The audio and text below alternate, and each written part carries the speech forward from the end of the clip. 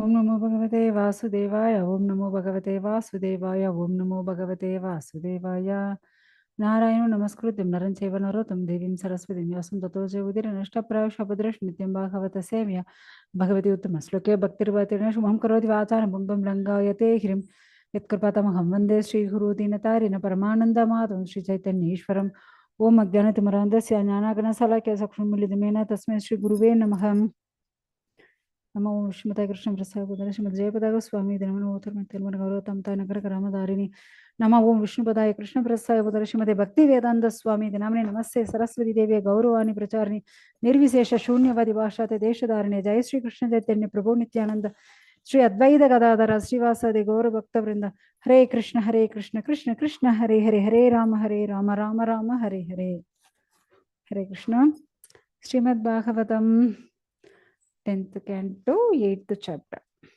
Okay.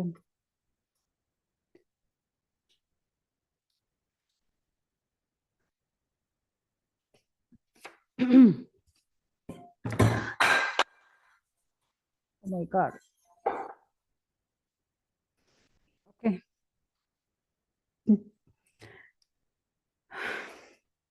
Shukadeva Goswami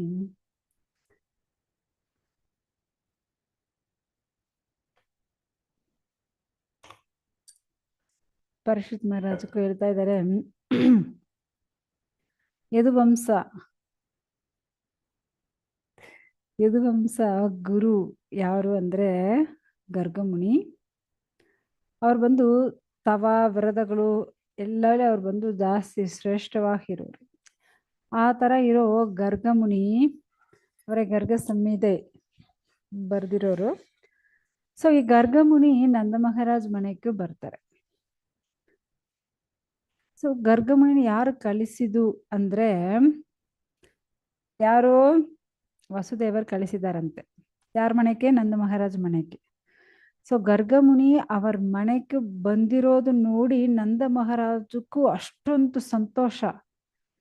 ಅವರು ಯಾಕಂದ್ರೆ ಇದೆಲ್ಲ ಸಾಧ್ಯವೇ ಇಲ್ಲ. ಗರ್ಗಮುನಿ ಅಷ್ಟೊಂದು ಶ್ರೇಷ್ಠ ಋಷಿ. ಅವರು ಯದುವಂಶ ರಾಜವಂಶಕ್ಕೂ ಗುರುವಾಗಿರೋರು. ಆ ತರ ಇರುವಾಗ ಅವ್ರು ಯಾಕೆ ಇಲ್ಲಿ ಯಾದವ ಈ ಏನೋ ಗೊಲ್ಲರ್ಗಳಿರೋ ಜಾಗಕ್ಕೆ ಬರೋ ಅವಶ್ಯಕತೆ ಏನಿದೆ ಇಲ್ವಾ? ಸೊ ನಂದ ಮಹಾರಾಜ ಮನೆಗೆ ಅವರು ಬಂದಿರೋದು ನೋಡಿ ಅವ್ರಿಗೆ ಅಷ್ಟೊಂದು ಆಶ್ಚರ್ಯ ಆಯ್ತು.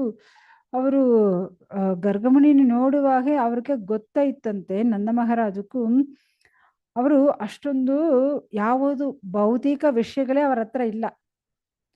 ಅವರು ಎಲ್ಲದಿಂದ ಅಷ್ಟೊಂದು ಶ್ರೇಷ್ಠರಾಗ ಅದನ್ನ ಏನ್ ಹೇಳ್ತಾರೆ, ಅಧೋಕ್ಷಜರು.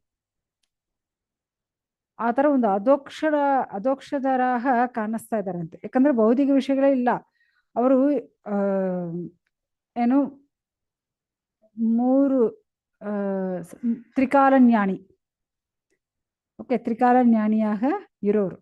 ಆ ತರ ಇರೋ ಆ ದೊಡ್ಡವರು ನಮ್ಮ ಮನೆಗೆ ಬಂದಿದ್ದಾರೇನು ಅಷ್ಟೊಂದು ಆಶ್ಚರ್ಯ ಆಯ್ತು ನಂದ ಮಹಾರಾಜಕ್ಕೂ. ಅವ್ರು ಬಂದು ಈ ತರ ಅವ್ರ ಕಾಲು ಬಿದ್ದು ನಮಸ್ಕಾರ ಎಲ್ಲ ಮಾಡಿ ಅವ್ರನ್ನೇ ಇನ್ವೈಟ್ ಮಾಡ್ತಾರೆ, ವೆಲ್ಕಮ್ ಮಾಡ್ತಾರೆ. ನಂದ ಮಹಾರಾಜು ಅಷ್ಟೊಂದು ವಿನಮ್ರತೆಯಿಂದ ಮರ್ಯಾದೆಯಿಂದ ಅವರ ಹತ್ರ ಭಯಭಕ್ತಿಯಿಂದ ಮಾತಾಡ್ತಾರಂತೆ.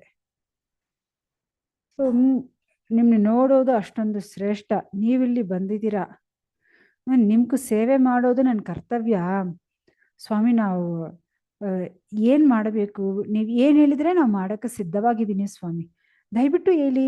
ಅವರು ಅಷ್ಟು ವಿನಮ್ರತೆಯಾಗ ಕೇಳ್ತಾರಂತೆ. ಯಾಕಂದ್ರೆ ನಿಮ್ ತರ ಒಂದು ಭಕ್ತರನ್ನ ನೋಡೋದು ಅಷ್ಟು ದುರ್ಲಭ. ನೀವು ಅಷ್ಟೊಂದು ಶ್ರೇಷ್ಠರು. ನೀವು ಎಲ್ಲ ಏನು ಕುಟುಂಬಸ್ಥರುಗಳು ಅವ್ರುಗಳು ಎಲ್ಲಾರು ಲೋಕಕ್ಷೇಮಕ್ಕೋಸ್ಕರ, ಎಲ್ಲಾರು ಒಳ್ಳೇದಕ್ಕೋಸ್ಕರ ನೀವು ಮಾಡ್ತೀರ. ನೀವು ನಿಮ್ಗೂ ಸುಯನಡ ಅಂದ್ರೆ ಅವರ ಬಗ್ಗೆ ಅವರ conscious, self conscious. So self conscious ಆ ಥರ ಏನೇ ನಿಮ್ಗಿಲ್ಲ. ಯಾಕಂದ್ರೆ ನೀವು ಒನ್ಲಿ ಲೋಕಕ್ಷೇಮಕ್ಕೋಸ್ಕರ ಮಾಡೋರು. ಯಾವ ಥರ ಅಂದ್ರೆ ಆತ್ಮ ರಾಮ ಪೂರ್ಣ ತೃಪ್ತಿಯಾಗಿರೋರು. ಕೃಷ್ಣನು ಪುರುಷೋತ್ತಮನು, ಪೂರ್ಣನು. ಅದೇ ಥರ ಶ್ರೀರಾಮಚಂದ್ರರು ಆ ಥರ ದೊಡ್ಡ ಶ್ರೇಷ್ಠರ ಬಗೆಲ್ಲ ಗೊತ್ತಿರೋರು ಯಾರು ಅಂದರೆ ಈ ಥರ ದೊಡ್ಡ ಋಷಿಗಳಂತೆ. ಆ ಥರ ಅಷ್ಟೊಂದು ಶ್ರೇಷ್ಠರಾಗಿ ಇದ್ದಾರಂತೆ ಇವರು. ಇವನ್ನ ನೋಡುವಾಗ ಅವ್ರಿಗೂ ಆ ಥರ ಅನ್ನಿಸ್ತಾ ಇದೆ ಅಂತೆ. ಇವ್ರಿಗೂ ಅಷ್ಟೊಂದು ಅಸ್ಟ್ರಾಲಜಿನ ಹೇಳ್ತಾರಲ್ವಾ, ಜ್ಯೋತಿಡ, ಸೊ ಅಷ್ಟು ಚೆನ್ನಾಗಿ ಗೊತ್ತಂತೆ. ಯಾಕಂದ್ರೆ ಇವರು ತ್ರಿಕಾಲ ಜ್ಞಾನಿ ಅಲ್ವಾ, ಸೊ ಅದಕ್ಕೆ ಇವ್ರಿಗೂ ಈ ಅಸ್ಟ್ರಾಲಜಿ ಬಗ್ಗೆನೂ ಪೂರ್ಣವಾಗ ಗೊತ್ತಿದೆ. ಮತ್ತೆ ಏನೇನು ಇನ್ ಫ್ಯೂಚರ್ ಏನೇನೆಲ್ಲ ನಡೀತೆ ಅದು ಇವ್ರಿಗೂ ಗೊತ್ತು. ಸೊ ಎಲ್ಲ ಬಗೆ ಅವ್ರಿಗೂ ಗೊತ್ತು. ಫಸ್ಟ್ ಇವರು ಏನ್ ಪ್ರೀವಿಯಸ್ ಜನ್ಮ ಯಾವ ಥರ ಇತ್ತು, ಇವರು ಇವಾಗ ಯಾವ ಥರ ಹುಟ್ಟಿದ್ದಾರೆ, ನೆಕ್ಸ್ಟ್ ಜನ್ಮ ಯಾವ ಥರ ಇರುತ್ತೆ, ಆ ಥರ ಎಲ್ಲವೇ ನೋಡೋ ಶಕ್ತಿ ಇದೆ ಅಂತೆ ಅವ್ರಿಗೂ. ಸೊ ಆ ಥರ ಅವರು ಬಂದು ಹೇಳ್ತಾ ಇದ್ದಾರೆ, ಅಸ್ಟ್ರಾಲಜಿ ಬಗ್ಗೆನೂ ಪೂರ್ಣವಾಗಿ ಗೊತ್ತಿರೋರು ನೀವು. ಸೊ ಯಾಕಂದ್ರೆ ಜ್ಯೋತಿಷ ಶಾಸ್ತ್ರಗಳನ್ನ ಹೇಳ್ತಾರಲ್ವಾ, ಆ ಜ್ಯೋತಿಷ ಶಾಸ್ತ್ರಗಳಲ್ಲಿ ನಂಬರ್ 1 ಅಂತ ಇವರು. ಅದೇ ಇಲ್ಲಿ ಅವ್ರು ಹೇಳ್ತಾ ಇದ್ದಾರೆ, ನೀವು ಬಂದು ಆ ಜ್ಯೋತಿಷ ಶಾಸ್ತ್ರಗಳು ನಂಬರ್ 1, ಅಷ್ಟೊಂದು ಶ್ರೇಷ್ಠ ಬ್ರಾಹ್ಮಣರು ನೀವು ಬಂದು. ಯಾಕಂದ್ರೆ ನೀವೊಂದು ಒಂದು ಶ್ರೇಷ್ಠ ಆಧ್ಯಾತ್ಮಿಕ ಗುರುವಾಗಿ ಇರೋರು. ನಿಮ್ನ ನೋಡೋದೇ ಅಷ್ಟು ದುರ್ಲಭ. ಆದ್ರೆ ನೀವು ನಮ್ಮನೆಗೆ ಬಂದಿದ್ದೀರಾ. ನೀವು ನನ್ನ ಮಕ್ಕಳು 2 ಮಕ್ಕಳನ್ನೇ ನೋಡಕ್ಕೆ ಬಂದಿದ್ದೀರಾ. ಸೊ ಇವಾಗ ನಿಮ್ಮ ಹತ್ರ ಒಂದು ಬೇಡ್ಕೊಳ್ತೀನಿ ಸ್ವಾಮಿ, ನಮ್ಮ ಮಕ್ಕಳಿಗೂ ನಮ್ಮ 2 ಮಕ್ಕಳಿಗೂ ಸಂಸ್ಕಾರಗಳು ಮಾಡಿಬಿಟ್ಟು ಹೋಗಿ ಸ್ವಾಮಿ. ಸೊ ಇವಾಗ ಯಾಕಂದ್ರೆ ನಾವು 16 ಸಂಸ್ಕಾರಗಳು ನೋಡಿದೀವಿ ಅಲ್ವಾ. ಸೊ ಆ ಥರ ಈ ದ್ವಿಜ ಸಂಸ್ಕಾರಗಳು ಮಾಡಬೇಕು. ಅದಕ್ಕೆ ಅವರು ಇಲ್ಲಿ ಹೇಳ್ತಾ ಇದ್ದಾರೆ, ದ್ವಿಜ ವಿಪ್ರಮ ಈ ಥರ ಎಲ್ಲ ಹೇಳ್ತಾರೆ. ಸೊ ಏನು ಅಂದರೆ ಅದಾವುದು ಈ ಥರ ಜನಿವಾರ ಹಾಕೋದು ಆ ಸಂಸ್ಕಾರಗಳನ್ನ ಮಾಡ್ತಾರೆ. ಓಕೆ, ಅದು ಬಂದು ದ್ವಿಜ. ಯಾರು ಆ ಥರ ಹಾಕ್ಕೊಂಡು ಗುರುನೇ ಶ್ರೇಷ್ಠರಾಗ ಇಟ್ಕೊಂಡು ಅವ್ರು ಬಂದು ವೇದಶಾಸ್ತ್ರ ಅಷ್ಟು ಪರ್ಫೆಕ್ಟಾಗ ಓದಿ ಅದೆಲ್ಲ ಚೆನ್ನಾಗ ತಿಳ್ಕೊಳ್ತಾರೆ, ಅವ್ರು ಬಂದು ಇನ್ನೂ ಶ್ರೇಷ್ಠರಾಗ್ತಾರೆ. ಸೊ ಆ ಥರ ಒಂದೊಂದು ಸ್ಟೇಜಸ್ ಇದೆ. ಸೊ ಅದಕ್ಕೆ ಅವ್ರು ಬಂದು ಈ ದ್ವಿಜನಾಗ ಆ ಸಂಸ್ಕಾರಗಳು ನೀವು ಮಾಡಬೇಕು. ಅದಕ್ಕೆ ಅವ್ರು ಹೇಳ್ತಾ ಇದ್ದಾರೆ, ನೀವು ದ್ವಿಜನಾಗಿದ್ದು ದ್ವಿಜ ಸಂಸ್ಕಾರಗಳು ನಮ್ಮ ಮಕ್ಕಳಿಗೂ ಮಾಡಬೇಕು. ಎಷ್ಟೊಂದು ಶ್ರೇಷ್ಠ ನೋಡಿ. ಯಾಕಂದ್ರೆ ನಾವು ಈ ಭೌತಿಕ ಲೋಕದಲ್ಲಿ ಒಂದು ಸಾಮಾನ್ಯ ಮನುಷ್ಯರಾಗಿ ಹುಡ್ತೀವಿ ಅಲ್ವಾ. ಸೊ ಸಾಮಾನ್ಯ ಮನುಷ್ಯರು ಮಿರುಗದಿಂದ ಏನ್ ಡಿಫ್ರೆಂಟ್ ಇಲ್ಲ. ಆಹಾರ ನಿತ್ತರ ಭಯ ಮೈಥುನ ಆ ಥರ ನಾವು ಮಿರುಗ ಥರ ಇರೋರು. ಆದರೆ ಯಾವಾಗ ಅವನು ಒಂದು ಗುರು ಅನುಗ್ರಹ ಇಂದು ಆ ಗುರುವಿನ ಸ್ವೀಕಾರ ಮಾಡಿ ಅವನು ದ್ವಿಜನ ಆಗ್ತಾನೋ, ದ್ವಿಜನ್ ಅಂದ್ರೆ ಅದೇ ಧ್ವನಿವಾರ ಹಾಕೊಳ್ಳೋದು, ಆ ಥರ ಹಾಕ್ಕೊಂಡು ಅದು ಬಂದು ಸೆಕೆಂಡ್. ಓಕೆ, ಧ್ವಜ ಅನ್ನೋದು ಸೆಕೆಂಡ್. ಸೊ ನೆಕ್ಸ್ಟು ಆ ಗುರು ಹತ್ರ ವೇದಗಳೆಲ್ಲ ಓದಿ ಚೆನ್ನಾಗ ಓದಿ ಅದ್ರಲ್ಲಿ ಬಂದು ಬೆಸ್ಟ್ ಆಗ್ತಾನೋ ಕಲ್ಕೊಳ್ತಾನೋ ಅವನು ಬಂದು ವಿಪ್ರಾನ್ ಹೇಳ್ತಾರೆ. ಓಕೆ, ಸೊ ಅದರಿಂದ ಶ್ರೇಷ್ಠರು ಯಾರು ಅಂದ್ರೆ ವೈಷ್ಣವರು. ವೈಷ್ಣವರು ಏನ್ ಮಾಡ್ತಾರೆ, ಆ ಪೂರ್ತಿ ವಿಷಯಗಳನ್ನ ಭಗವಂತನಕ್ಕೂ ಸೇವೆ ಮಾಡ್ತಾರೆ. ಓಕೆ, ಈ ತರ ಸಾಮಾನ್ಯ ಮನುಷ್ಯ, ಆಮೇಲೆ ಧ್ವಜ, ಆಮೇಲೆ ವಿಪ್ರಮ, ಆಮೇಲೆ ವೈಷ್ಣವರು, ಈ ತರ ಸ್ಟೆಪ್ ಆಗುತ್ತೆ. ಸೊ ಅದಕ್ಕೆ ಇಲ್ಲಿ ಬಂದು ಇವರು ಧ್ವಜ, ನೀವೇ ನಮ್ಮ ಮಕ್ಕಳಿಗೂ ಆ ಸಂಸ್ಕಾರಗಳು ಮಾಡಬೇಕು ಹೇಳ್ತಾರೆ. ಗರ್ಗಮುನಿ ಹೇಳ್ತಾರೆ, ಓ ಪ್ರಿಯ ನಂದ ಮಹಾರಾಜ್, ನಾ ಬಂದು ಯದುವಂಶ ಪುರೋಹಿತ ನಾನು. ಇದು ಲೋಕಲ್ಲಿರೋ ಎಲ್ಲಾರ್ಗೂ ಗೊತ್ತು. ಆದರೆ ನಾವು ಬಂದು ನಿನ್ನ ಮಕ್ಕಳಕ್ಕೂ ಈ ಸಂಸ್ಕಾರಗಳು ಮಾಡಿದರೆ ಮತ್ತೆ ಈ ವಿಷಯ ಕಂಸನಕ್ಕೂ ಗೊತ್ತಾದ್ರೆ ಏನಾಗುತ್ತೆ? ಕಂಸ ತಿಳ್ಕೊಂಡ್ಬಿಡ್ತಾನೆ ನಿನ್ನ ಮಕ್ಕಳು ನೀ ದೇವಿಗೆ ಮಕ್ಕಳು ಅವನು ತಿಳ್ಕೊಂಡ್ಬಿಡ್ತಾನೆ. ಯಾಕಂದ್ರೆ ಆಲ್ರೆಡಿ ಕಂಸನು ಅವನು ಬಂದು ಒಂದು ದೊಡ್ಡ ರಾಜತಂದ್ರಿ, ಅವನು ಮಹಾ ಪಾಪಿ. ಆದ್ರೆ ಅವನಿಗೆ ಕೊಳ್ಳೋ ಮಹು ಎಲ್ಲೋ ಹುಟ್ಟಿ ಆಯ್ತೂನು ಯೋಗಮಾಯ ಹೇಳಿದೆ. ದೇವಿಗಿನೇ 8 ಗರ್ಭಲ್ಲಿ ಹುಟ್ಟಿದೋ ಆ ಯೋಗಮಾಯ ಹೇಳಿದೆ. ಅದು ಕೇಳಿದಿಂದು ಅವನು ಅಯ್ಯೋ ಆ ಮಗು ಎಲ್ಲಿ ಎಲ್ಲಿದೆ ಅವನು ಹುಡುಕ್ತಾ ಇದ್ದಾನೆ. ಮತ್ತೆ ಯದುವಂಶ ಪುರೋಹಿತರಾಗ ಇರೋ ನಾವು ಬಂದು ಇಲ್ಲಿ ಈ ಸಂಸ್ಕಾರಗಳು ಮಾಡಿದರೆ ಅವನಿಗೆ ಗೊತ್ತಾದ್ರೆ ಏನಾಗುತ್ತೆ? ಈ ಕೃಷ್ಣ ಈ ದೇವಕಿ ವಸುದೇವರು ಮಗನ ಅನ್ಕೊಂಡ್ಬಿಟ್ಟು ಕೃಷ್ಣನಿಗೆ ಕೊಳ್ಳೋ ಆ ಪ್ಲಾನ್ ಎಲ್ಲ ಮಾಡ್ತಾನೆ. ಅವನು ಎಲ್ಲ ಕೆಲಸಗಳು ಮಾಡ್ತಾನೆ, ಪ್ಲಾನ್ ಮಾಡಿ ಇಲ್ಲಿ ಏನೇನೋ ಮಾಡ್ಬಿಡ್ತಾನೆ, ಏನೇನೋ ಕಲಿಸ್ತಾನೆ. ಯಾಕೆ ಈ ಕಷ್ಟಗಳು ಕೇಳ್ತಾರೆ. ಆದರೆ ನಂದ ಮಹಾರಾಜ್ ಏನ್ ಹೇಳ್ತಾರೆ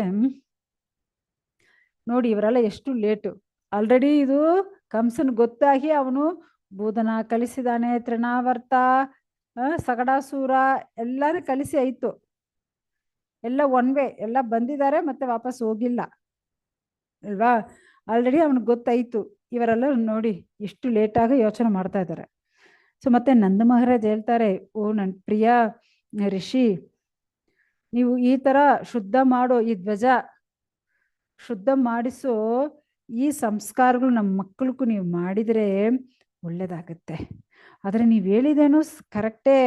ಕಂಸನು ಬಂದು ಸಂದೇಹ ಡೌಟ್ ಪಡ್ತಾನೆ. ಅದಕ್ಕೆ ನಾವು ಬಂದು ಯಾರು ಕೇಳಿಲ್ಲ, ನಮ್ಮ ರಿಲೇಷನ್ಗೂ ನಾವು ಹೇಳಿಲ್ಲ. ಒನ್ಲಿ ನಮ್ಮ ಮನೆಯಲ್ಲಿ, ಅದು ಏನು ಮನೆ ಕೂಡ ಬೇಡ, ಮನೆ ಅಂದ್ರೆ ಮನೆ ಒಳಗಡೆ ನೌಕರಗಳೆಲ್ಲ ಇರ್ತಾರೆ. ನಾವು ಅಯ್ಯೋ ಮಾಟುಕೊಟ್ಟೆಗೆ ಏನು ಹೇಳ್ತಾರೆ? ಹಸುಕೊಟ್ಟೆಯ ಗೋಶಾಲ, ಕರೆಕ್ಟ್. ಗೋಶಾಲ ಒಳಗಡೆ ಹೋಗಿ ಅಲ್ಲಿ ನಾವು ಮಾಡಿಬಿಡೋಣ. ನೀವು ಅಲ್ಲಿ ನಮ್ಮ ಮಕ್ಕಳಿಗೂ ಸಂಸ್ಕಾರಗಳು ಮಾಡಿಬಿಡಿ. ಈ ಶುದ್ಧ ಮಾಡಿಸೋ ಈ ಸಂಸ್ಕಾರಗಳು ಮಾಡಿದ್ರೆ ನನ್ನ ಮಕ್ಕಳು ಇಬ್ಬರಿಗೂ ಒಳ್ಳೇದಾಗತ್ತೆ. ಯಾಕಂದ್ರೆ ಈ ಸಂಸ್ಕಾರ ಇಟ್ಸ್ ವೆರಿ ವೆರಿ ಇಂಪಾರ್ಟೆಂಟ್ ಸ್ವಾಮಿ. ದಯವಿಟ್ಟು ನೀವು ಮಾಡಲೇಬೇಕು. ಯಾರಿಗೂ ಗೊತ್ತಾಗಬಾರ್ದು, ಯಾರಿಗೂ ನಾವು ಹೇಳಿಯೂ ಇಲ್ಲ, ರಹಸ್ಯವಾಗಿ ನಾವು ಮಾಡ್ಬಿಡೋಣ ನಾನು ಹೇಳ್ತಾರೆ. ಸೊ ಈ ತರ ಹೇಳ್ಬಿಟ್ಟು ನಂದ ಮಹಾರಾಜ್ ಏನ್ ಮಾಡ್ತಾರಂತೆ, ಇಷ್ಟು ಬೇಡ್ಕೊಳ್ತಾರೆ ಗರ್ಗಮುನಿನಿ.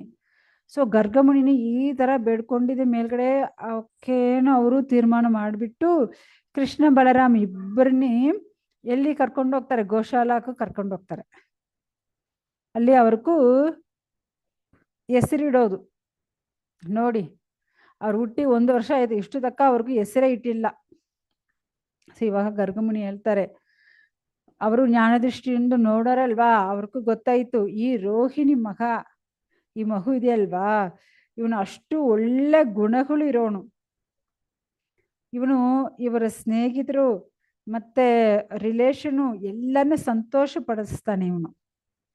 ಇವನು ರಾಮರು ಕರಿಬೇಕು. ಇವನು ಅಸಾಧಾರಣವಾದ ಶಕ್ತಿ ಇರುತ್ತಂತೆ, ಅಷ್ಟೊಂದು ಬಲಶಾಲಿ ಇವನು. ಅಷ್ಟೊಂದು ಬಲಶಾಲಿಯಾಗ ಇರೋ ಇವನಕ್ಕೂ ರಾಮನ್ ಇಟ್ಟಿದೀವಲ್ಲ, ಆಮೇಲೆ ಇವನಕ್ಕೂ ಬಲರಾಮ ಅಂತ ಬಂದ್ಬಿಡುತ್ತೆ. ಬಲ ಅಂತ ಹೇಳ್ತಾರೆ. ಬಲನ್ ಅಂದ್ರೆ ವೆರಿ ಸ್ಟ್ರೆಂತ್ ಪರ್ಸನ್ ಅಲ್ವಾ. ಅದೇ ತರ ವಸುದೇವರು ನಂದ ಮಹಾರಾಜು ಇಬ್ಬರು ಫ್ಯಾಮಿಲಿನೇ ಸೇರ್ಸೋನು. ಅದಕ್ಕೆ ಇವನಿಗೂ ಸಂಘರ್ಷಣ ಅನ್ನ ಹೆಸರು. ನೀವು ಬಂದು ಹರಿವಂಶಲ್ಲಿ ನೋಡಿದ್ರೆ, ಹರಿವಂಶ ಅನ್ನೋದೇನು ಮಹಾಭಾರತ ಇದೆಲ್ವಾ, ಮಹಾಭಾರತ ಜೊತೆಯಲ್ಲಿ ಒಂದು ಬುಕ್ ಕೊಡ್ತಾರೆ ಹರಿವಂಶ. ಸೊ ಅದರಿಂದ ಎಕ್ಸ್ಟ್ರಾ. ಸೊ ಈ ಹರಿವಂಶಲ್ಲಿ ಏನ್ ಹೇಳಿದ್ದಾರೆ, ಈ ನಂದ ಮಹಾರಾಜು ಮತ್ತೆ ಆ, ಯದುವಂಶ ವಸುದೇವರ ವಂಶ ಈ ಎರಡು ಫ್ಯಾಮಿಲಿನಿ ಸೇರ್ಸೋನು, ಜಾಯಿನ್ ಪಡಿಸೋನು. ಅದಕ್ಕೆ ಅವನಿಗೆ ಬಲರಾಮನ್ ಸಂಘರ್ಷಣ ಹೆಸರು. ಅಷ್ಟೊಂದು ಶ್ರೇಷ್ಠನು. ಇಲ್ಲಿ ಬಂದು ಅವರು ಹೇಳ್ತಾ ಇದ್ದಾರೆ. ನೆಕ್ಸ್ಟು ನಿಮ್ಮ ಮಗ ಇದಾನಲ್ವಾ, ಇವನ್ ಬಂದು ಕೃಷ್ಣನು. ಇವನ ಹೆಸರೇನು? ಕೃಷ್ಣನು. ಇವನು ಈ ಯುಗಕ್ಕೂ ಒಂದು ಅವತಾರವಾಗ ಬಂದಿದ್ದಾನೆ. ಇವನು ಇದಕ್ಕೂ ಮುಂಚೆ ಏನು ವೈಟ್ ಆಗ ಹುಟ್ಟಿದ್ದಾನೆ, ಅವತಾರ ತಗೊಂಡಿದ್ದಾನೆ. ರೆಡ್ ಆಗ ಅವತಾರ ತಗೊಂಡಿದ್ದಾನೆ, ಎಲ್ಲೋವಾಗ ಅವತಾರ ಈ ತರ ಅವನು ಒಂದೊಂದು ಕಲರ್ಲಿ ಒಂದೊಂದು ಟೈಮಲ್ಲಿ ಅವತಾರ ತಗೊಳ್ತಾನೆ.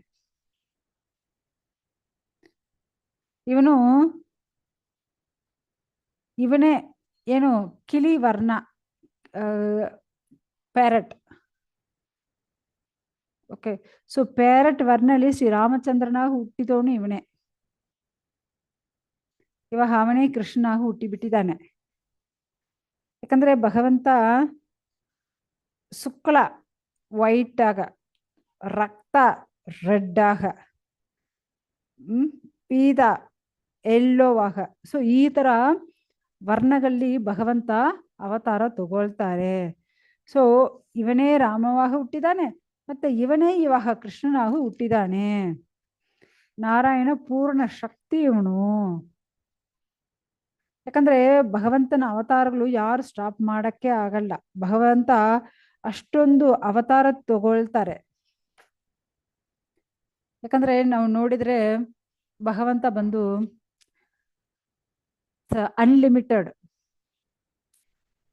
ಏನು ಪುರುಷ ಅವತಾರ, ಯುಗ ಅವತಾರ, ಮನ್ವಂತರ ಅವತಾರ, ಗುಣ ಅವತಾರ, ಶಕ್ತಿ ಆವೇಶ ಅವತಾರ, ಮನ್ವಂತರ ಅವತಾರ.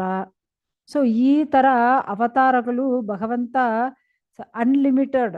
ಯಾವ ತರ ನಾವು ಸಮುದ್ರಲ್ಲಿ ಅಲೆನಿ ಕೌಂಟ್ ಮಾಡಕ್ ಆಗಲ್ವೋ ಆ ತರ ಅಷ್ಟು ಅವತಾರಗಳು ತಗೊಳ್ತಾನೆ ಆ ಭಗವಂತ. ಸೊ ಅಷ್ಟೊಂದು ದೇವೋತ್ತಮ ಪರಮ ಪುರುಷನು ಈ ಭಗವಂತ ಅವರು ಹೇಳ್ತಾ ಇದ್ದಾರೆ. ಸೊ ಇವಾಗ ನಿಮ್ ಮಗವಾಗ ಹುಟ್ಟಿದಾನಲ್ವಾ, ಇವನ್ ಬಂದು ಎಷ್ಟೋ ಕಾರಣಕ್ಕೋಸ್ಕರ ಮುಂಚೆ ವಸುದೇವರ ಮಗನಾಗ ಹುಟ್ಟಿದ್ದಾರೆ. ಅದಕ್ಕೆ ಇವನು ವಾಸುದೇವನ್ನು ಕರೀತಾರೆ.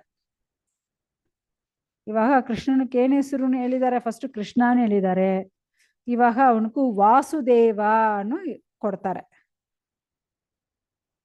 ಇವನಿಗೂ ಅಷ್ಟೊಂದು ಒಳ್ಳೆ ಗುಣಗಳಿರುತ್ತೆ, ಅಷ್ಟು ನಾಮಗಳಿರುತ್ತೆ. ಇವನು ನಾಮ ರೂಪ ಗುಣ ಲೀಲೆಗಳು ಅಷ್ಟು ಶ್ರೇಷ್ಠವಾದದು.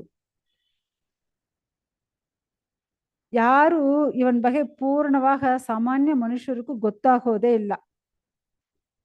ಯಾಕಂದ್ರೆ ಇವನು ಚಕ್ರಪಾಣಿ, ಚಕ್ರಧಾರಿ. ಸೊ ಇಲ್ಲಿರೋ ಗೋಲೋಕಲ್ಲಿರೋ ಎಲ್ಲರಿಗೂ ಇವನು ಆನಂದ ಕೊಡೋನು. ಇವನ್ ಮಂಗಲಕರವಾದ ವಿಷಯಗಳೇ ನಡೀತೆ. ಸೊ ಇವನಿಂದು ನಿನ್ಕು ಎಲ್ಲಾ ಕಷ್ಟಗಳು ನಿನ್ನಿಂದ ದೂರ ಹೋಗುತ್ತೆ. ನಿಮ್ಗೆ ಯಾವೊಂದು ಕಷ್ಟಗಳು ಬರಲ್ಲ, ಎಲ್ಲಾ ಕಷ್ಟಗಳು ನಿನ್ನ ಬಿಟ್ಟು ದೂರ ಹೋಗುತ್ತೆ.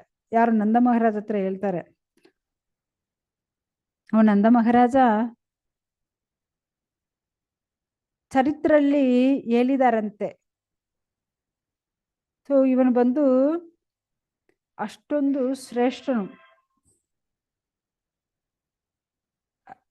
ಏನು ಎಲ್ಲರಿಗೂ ಯಾರು ರಾಜ ಆಗ್ಬೇಕು, ಯಾರು ಯಾವ ತರ ನಡ್ಕೋಬೇಕು, ಮತ್ತೆ ಒಳ್ಳೆ ರಾಜ ಒಂದು ಕಳ್ಳ ತರ ಇದ್ದು ಮಾಡಿದ್ರೆ ಏನಾಗುತ್ತೆ, ಅಯೋಗ್ಯರುಗಳನ್ನ ನಾಶ ಮಾಡೋದು, ಮತ್ತೆ ಕಷ್ಟಪಡೋ ಮಕ್ಕಳನ್ನ ರಕ್ಷಣೆ ಮಾಡಕ್ಕೋಸ್ಕರ. ಸೊ ಈ ತರ ಎಷ್ಟೋ ದೇವ ಕಾರ್ಯಕ್ಕೋಸ್ಕರ ಈ ಮಗು ಇಲ್ಲಿ ಹುಟ್ಟಿದೆ. ಸೊ ಅದಕ್ಕೆ ದೇವರುಗಳಿಗೂ ಯಾವೊಂದು ಅಸುರರು ಕಷ್ಟ ಕೊಡಕ್ಕಾಗಲ್ಲ. ಯಾಕಂದ್ರೆ ಎಲ್ಲರನ್ನು ರಕ್ಷಣೆ ಮಾಡೋನು ಈ ಮಹು. ಇವನು ಅಷ್ಟೊಂದು ಅದೃಷ್ಟಶಾಲಿ.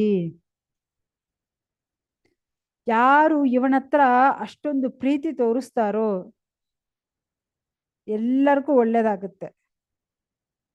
ಅದೇ ತರ ಕಂಸನ ಸಗಾಕ್ಳು ಎಲ್ಲ ಇದಾರಲ್ವಾ, ಅವರೆಲ್ಲ ಕೃಷ್ಣನ ಹತ್ರ ಏನ್ ಮಾಡಕ್ಕಾಗಲ್ಲ. ಓ ನಂದ ಮಹಾರಾಜ್, ನಿನ್ ಮಗು ಸಾಕ್ಷಾತ್ ಆ ನಾರಾಯಣನಿಗೂ ಈಕ್ವಲು.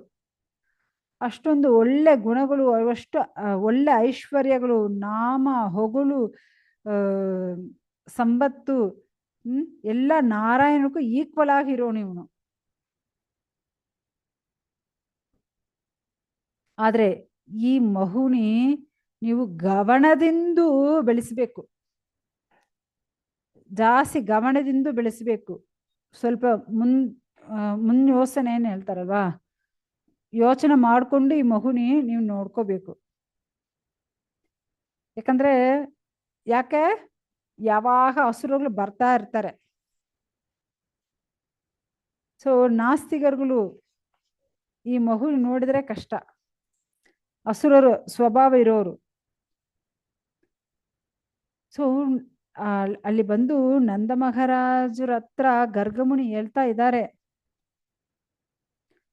ನಿನ್ ಮಗ ಆ ತರ ಈ ತರ ಇವನ್ ನಾರಾಯಣಕ್ಕೂ ಈಕ್ವಲು. ಯಾವೊಂದು ಹಸುರರು ಏನ್ ಮಾಡಕ್ಕಾಗಲ್ಲ. ಕಂಸ ಆಗ್ಲಿ, ಕಂಸನ ಫ್ರೆಂಡ್ಸು ಹಸುರರು ಯಾರು ಏನ್ ಮಾಡಕ್ಕಾಗಲ್ಲ. ಇವನು ಒಳ್ಳೆ ನಲ್ಲ ಅದೃಷ್ಟ ಇರೋನು ಇವನು. ಸೊ ಇವನ್ ಇರೋ ತಕ್ಕ ಏನ್ ಮಾಡಕ್ಕಾಗಲ್ಲ ಅನ್ನೆಲ್ಲ ಹೇಳ್ತಾರಲ್ವಾ. ಆಲ್ರೆಡಿ ಏನೇನಾಯ್ತು, ಭೂದನ, ಸಗಡಾಸೂರ, ತೃಣಾವರ್ತ ಎಲ್ಲ ಬಂದು ಎಲ್ಲ ತೀರೋಗಿದ್ದಾರೆ. ಸೊ ಅದಕ್ಕೆ ನಿಮ್ಗೆ ಯಾವೊಂದು ಆಪತ್ತು ಬರಲ್ಲ, ಎಲ್ಲ ಒಳ್ಳೇದೇ ಆಗುತ್ತೆ ಅಂತ ಹೇಳ್ತಾ ಇದ್ದಾರೆ ಅವರು. ಸೊ ಇವಾಗ ಈ ತರ ಹೇಳ್ಬಿಟ್ಟು ಏನ್ ಹೇಳ್ತಾರೆ, ಅಲ್ಲಿಂದ ಅವರು ಹೋಗ್ಬಿಡ್ತಾರೆ. ಇವಾಗ ಅವ್ರಿಗೂ ಅಷ್ಟೊಂದು ಸಂತೋಷ, ಯಾರಿಗೂ ನಂದ ಮಹಾರಾಜಕ್ಕೂ, ನನ್ನ ಮಕ್ಕಳ ಬಗ್ಗೆ ಎಷ್ಟು ಚೆನ್ನಾಗಿ ಒಳ್ಳೆ ಮಾತು ಹೇಳಿದ್ದಾರೆ, ಎಷ್ಟು ಚೆನ್ನಾಗಿತ್ತು ಕೇಳಕ್ಕೆ. ಅವ್ರಿಗೂ ಅಷ್ಟೊಂದು ಖುಷಿ ಆಯ್ತು, ಸಂತೋಷ ಆಯ್ತು. ಮತ್ತೆ ಇರೋದು ನಾವು ನಾಳೆ ನೋಡೋಣ. ಹರೇ ಕೃಷ್ಣ. ಏನಾದ್ರು ಪ್ರಶ್ನೆ ಇದ್ರೆ ಕೇಳಬಹುದು.